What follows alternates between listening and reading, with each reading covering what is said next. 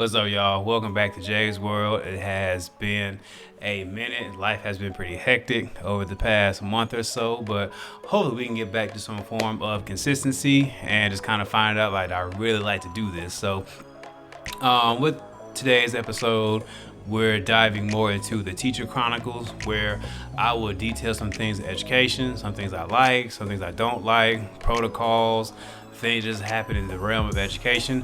And today, we're diving into something really, really, really important. At least it is to me. All right, so we're looking into just respect, but not general respect. We're talking about respect and the way that our students treat those with disabilities, or what we know to be as those in special education. So too many times, in my realm, going into my 7 year of teaching, like kids don't quite understand what special education is, and they label these kids, stupid, retarded, all the different words that we use, and just not understanding what special education is, what it does, and just the individuals who happen to be in special education don't deserve the treatment that they get from their titled general ed students. So let's take a deep dive into that and just kind of understand that when we have these kids and we're teaching them morals and whatnot, we need to teach them when they go to these schools, these kids that have disabilities, there's a certain level of respect they need to be given. Matter of fact, every student in general needs to be given a certain amount of respect, and that's what we need to be teaching our children. All right, so what special education is for kids who have a array of disabilities. Some of it's social, some of it's learning, some of it's writing, the way they comprehend. Like, there's just so many things that you can really get into, but it doesn't necessarily mean that they're stupid. And that's the label that has been put on special education students. It doesn't mean they're stupid, it's just that they need additional support with learning compared to their general education peers. And for the most part, don't get me wrong, like some of them, though they physically look different than their peers, but does that mean they need to be treated different? It doesn't. And what it comes down to is us as parents, it starts at home. And what really needs to be emphasized is like the things that we instill into our children, that's gold to them. They're going to grow up and form philosophies and ideologies based off those things. So it's important to put the right things in them until they're able to start learning of the world and forming their own opinion. And what I've seen often is we're putting too much emphasis on the material things that we buy our children. The Jordans, the Nikes, the clothes, the Gucci bandanas, which I don't know why parents are buying kids Gucci anyway, but neither here or there. Than Balenciagas, and because you have these things, you are a little better than everyone else, or because your parents drive a certain car or whatnot. So we're setting our kids up to kind of judge other kids based on material things they don't have. And that's just one aspect of it. So now the kids who don't have these things, they are the subject of ridicule from their peers. And that's kids who are in the general education setting as well. They are picked on, ridicule on a regular basis. Like, no one deserves to come to school and hate their experience. No one deserves to come to school and be upset and be in tears and try to find different ways to avoid conversations. Like, that shouldn't be a thing in school. So when you look at the special education side of stuff, we have parents who they will make fun of students who are in special education. So if the parents are doing that, what do you think the children are going to do? And then they go to school and they pick on these kids.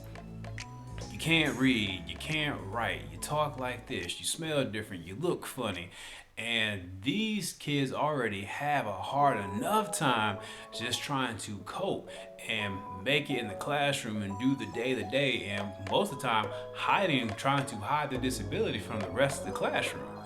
Especially around like middle school, 6th, 7th, 8th grade, like they start to become more aware of their disability in comparison to their peers. So try to hide it, don't want to read, don't want to write, try to do different things things to avoid their disability being put on display.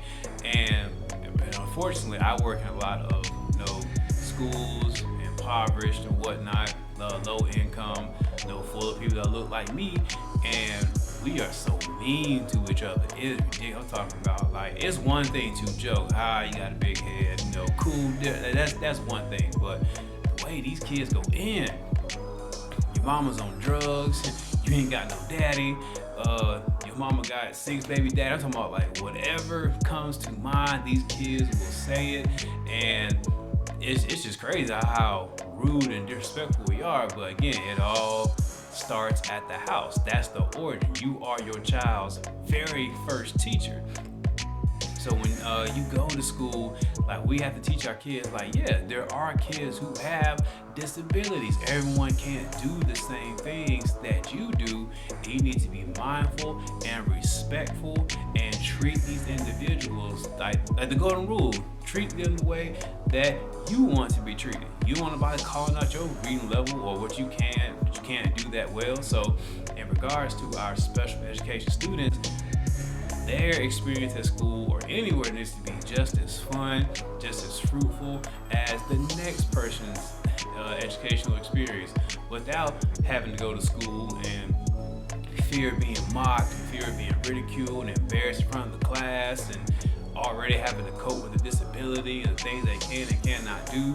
And on top of that, it's hard for them to make friends most of the time because they understand their disability, and getting picked on or called out or made fun in the gym, or depending on the grade level or recess and whatnot. So we have to do a better job of making sure that not only all students get to come to school and get the best learning experience and social experience as well, but make sure they feel comfortable in the surroundings, eventually comfortable in their own skin, and being able to share and express and generally feel love and compassion, and not get ridiculed for not being able to do something, but have someone offer a hand to help get them where they need to be.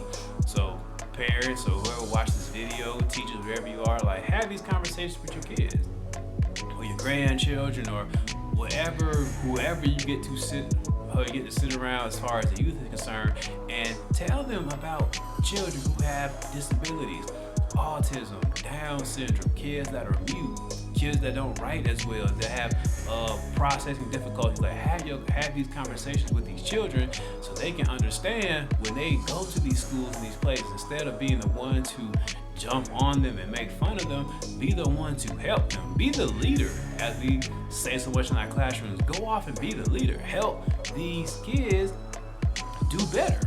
And most times you get the kid that is the high flyer, or the kid that is like the top dog in the class, to be the one leading the charge of treating people the right way.